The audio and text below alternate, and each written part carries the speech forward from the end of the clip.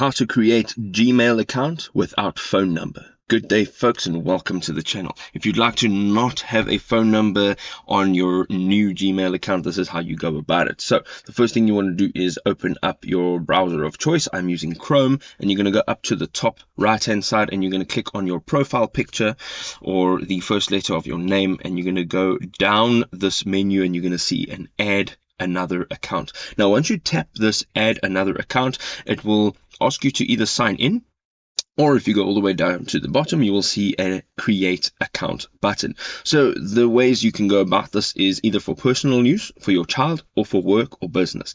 We're going to go in and say for personal use. Now, the first thing you need to put in over here, of course, is your name. We're going to go in with John, and we're going to go in with Bob as a second name, which is optional.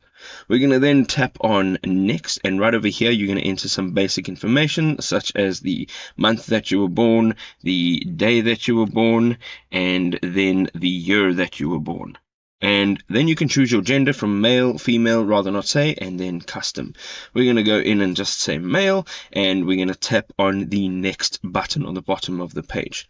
Now, the next thing you want to do is enter in a username. So we can go John Bob, and you'll see if it is available. Once you tap on next, it'll tell you if it's available. If it's not, it'll give you some suggestions as to why it's not. So we can go ahead and say John Bob 5655, and we can tap on next and see if that's available.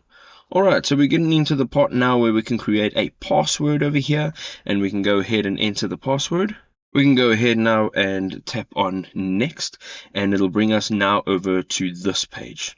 The next step will ask you to enter a recovery email address, and you can enter any email address that you would like to use as your recovery email address. I suggest that you do enter an email address because for security purposes, it'll allow you to not be locked out of your account. You will now get to the privacy and terms, and right over here I suggest again you should read through that and understand what these privacy terms actually all mean, and you can go ahead and tap on I agree, and then you'll be prompted to either open a new Chrome profile or not.